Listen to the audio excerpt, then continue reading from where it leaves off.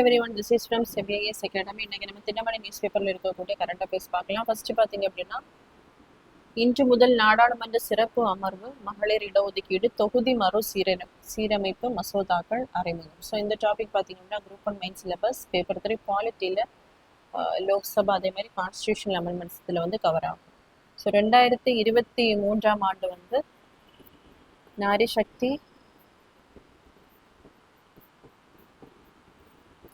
வந்தன்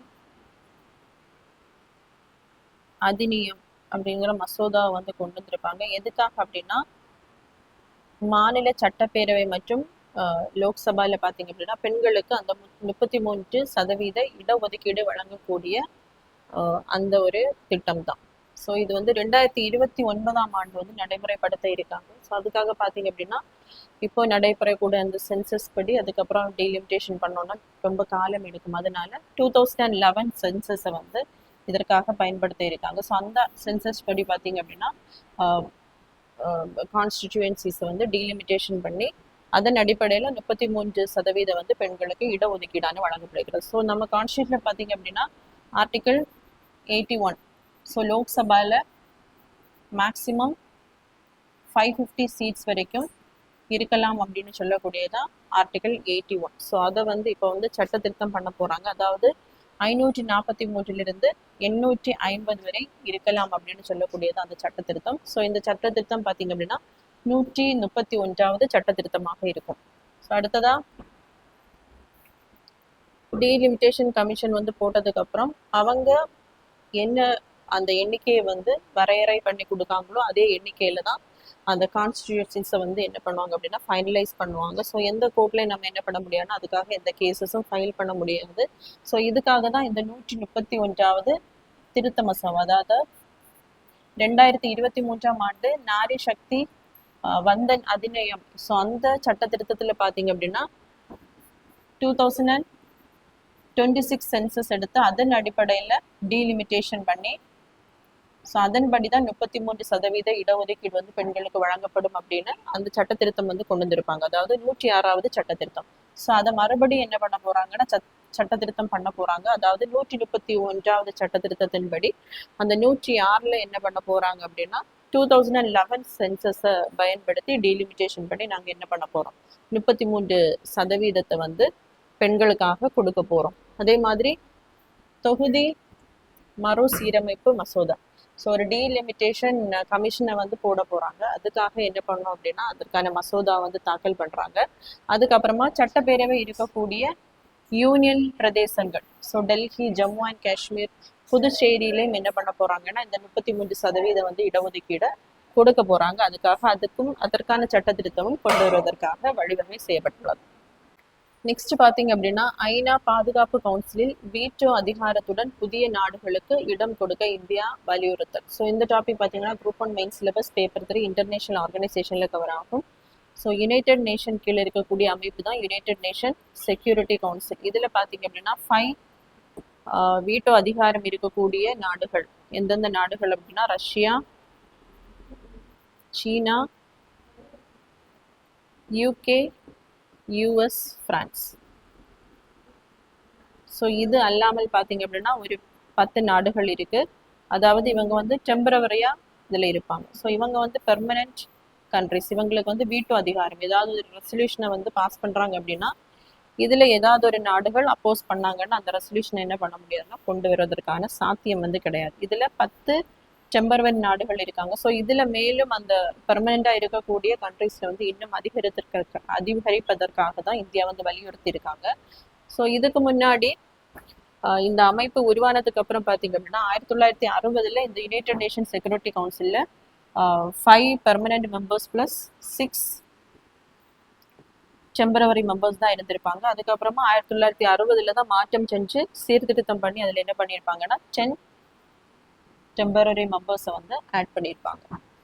next பார்த்தீங்க அப்படின்னா சென்னை உயர்நீதிமன்றத்தில் 3 நீதிபதிகள் பதவியேற்பு. ஸோ இந்த டாபிக் பார்த்தீங்கன்னா குரூப் 1 மெயின் சிலபஸ் பேப்பர் 3 பாலிட்டியில் ஹைகோர்ட்ல வந்து கவர் ஆகும். ஸோ சென்னை உயர்நீதிமன்ற கூடுதல் நீதிபதிகளாக இருந்த ஆர் பூர்ணிமா, எம் ஜோதிராமன், ஏடி மரியா கிளாட் இவங்களை வந்து நிரந்தர நீதிபதிகளாக நியமிக்க உச்ச நீதிமன்றம் மற்றும் உயர் நீதிமன்றம் வந்து பரிந்துரைத்துள்ளது. ஸோ இதனுடைய அந்த கான்ஸ்டியூஷனல் ப்ரொவிஷன் பார்த்தீங்க அப்படின்னா ஆர்டிகல் 217.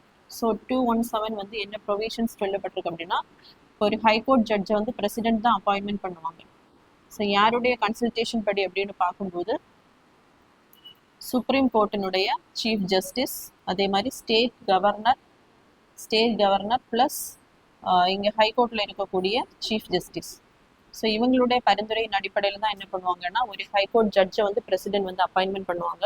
ஸோ ஹைகோர்ட்டில் பார்த்தீங்கன்னா இதுக்காக ஸ்பெஷலாக ஒரு கொலீஜியம் இருப்பாங்க. ஸோ கொலீஜியம் அப்படின்னு சொல்லும்போது இதில் வந்து 3 மெம்பர்ஸ் இருப்பாங்க. ஹைகோர்ட் சீஃப் ஜஸ்டிஸ், ஹைகோர்ட்டில் இருக்கக்கூடிய chief justice plus 2 senior members.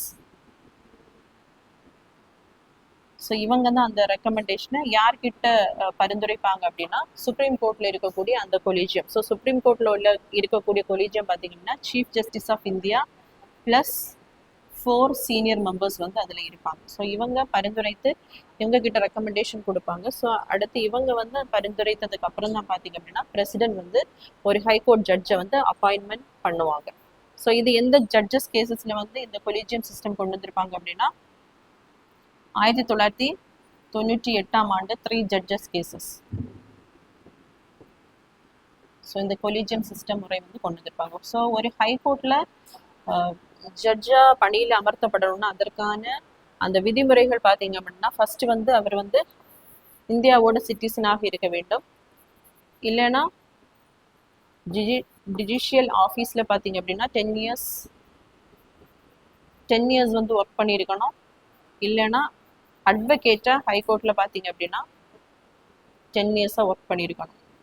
So இதுக்கு இந்த டைரக்ட் ரெக்ரூட்மெண்ட் எதுவும் கிடையாது. இந்த கொலீஜியம் சிஸ்டம் வழி தான் ஹைகோர்ட்டில் இருக்கக்கூடிய ஜட்ஜஸ் அதே மாதிரி சுப்ரீம் கோர்ட்டில் இருக்கக்கூடிய ஜட்ஜஸ் வந்து அப்பாயின்மெண்ட் பண்ணுவாங்க. அதே மாதிரி அப்பாயின்மெண்ட் பண்ணக்கூடியது வந்து பிரசிடென்ட். ஸோ இவங்களுக்கு பதவி பிரமாணம் செய்து வைக்கக்கூடியவர் பார்த்தீங்க அப்படின்னா கவர்னர் தான் யூஸ்வலாக பதவி பிரமாணம் செய்து வைப்பாங்க based on the article 219. So இல்லைன்னா கவர்னர் இல்லைன்னா அவருக்கு பதிலாக அவர் வந்து நாமினேஷன் பண்ணக்கூடிய ஆள். ஸோ அதனால தான் பார்த்தீங்க அப்படின்னா குடியரசுத் தலைவர் வந்து நியமனம் பண்ணியிருக்காரு. தலைமை நீதிபதி எஸ் தர்மாதிகாரி அவர்கள் வந்து இவர்களுக்கு வந்து பதவி பிரமாணம் வந்து செஞ்சு வச்சிருக்காங்க. அடுத்ததா பார்த்தீங்க அப்படின்னா சென்னை இன்று மா அரங்கநாதன் இலக்கிய விருதுகள் வழங்கும் விழா. ஸோ இந்த டாபிக் பார்த்தீங்கன்னா group 1 main syllabus paper 3 Tamil சொசைட்டியில் வந்து கவர் ஆகும். முன்றில் இலக்கிய அமைப்பு சார்பாக பார்த்தீங்க அப்படின்னா மறைந்த மா அரங்கநாதன் இலக்கிய விருதுகள் வந்து வழங்கப்பட்டுள்ளது. ஸோ இது யார் அப்படின்னா எழுத்தாளர். ஸோ மறைந்த மா அரங்கநாதனின் சார்பாக தான் 2018ஆம் ஆண்டு முதல் ஆண்டுதோறும் பார்த்தீங்க அப்படின்னா ஏப்ரல் 14ஆம் தேதி அவருடைய அந்த இலக்கிய விருதுகளானது வழங்கப்படுகிறது. ஸோ இதில் பேசிக்காக எதுக்காக வழங்கப்படுது அப்படின்னா கவிதை, சிறுகதை, நாவல், கட்டுரை, நாடகம், மொழிபெயர்ப்பு உள்ளிட்ட அந்த இலக்கிய துறையில் பல வருடங்களாக சிறந்து விளங்கக்கூடியவங்களுக்கு தான் இந்த விருதானது வழங்கப்படுகிறது. ஸோ இதற்காக தேர்வு செய்யப்பட்டவர்கள் கி விட்டல்ராவ் மற்றும் அம்ஷன் குமார். ஸோ கி விட்டல்ராவ் அவர்கள் பார்த்தீங்க அப்படின்னா 50 ஆண்டுகளாக இதுவரை 100க்கும் மேற்பட்ட சிறுகதைகள், 12 நாவல்கள், குறு நாவல்கள், ஓவியங்கள், ஸோ தமிழ், கன்னடம் உள்ளிட்ட மொழிகளில் பார்த்தீங்க அப்படின்னா இலக்கியங்கள் எல்லாம் எழுதியிருக்காரு. இவருக்கு கிடைத்த விருதுகள் பார்த்தீங்க அப்படின்னா இலக்கிய பரிசு, தில்லி சாகித்ய சம்மான் விருது, கோவை விஜயா பதிப்பகர் ஜெயகாந்தன் விருது இவருக்கு வந்து கிடைக்க பெற்றுள்ளது. ஸோ அடுத்ததாக பார்த்தீங்க அப்படின்னா அம்ஷன் குமார். ஸோ இவரும் 50 ஆண்டுகளாக பார்த்தீங்க அப்படின்னா சிறுகதைகள், நவீன கதைகள், நாடகங்கள், மொழிபெயர்ப்பு உள்ளிட்டவற்றை பார்த்தீங்க அப்படின்னா தமிழ் மொழியில மொழிபெயர்த்திருக்காங்க. ஸோ இவருக்கு கிடைத்த விருதுகள்னு பார்க்கும்போது சர்வதேச திரைப்பட விருது, புதுச்சேரி அரசு விருது, நியூ ஜெர்சி தமிழ் சங்க விருது, இலங்கை தேசிய விருது மற்றும் பாரதி விருது.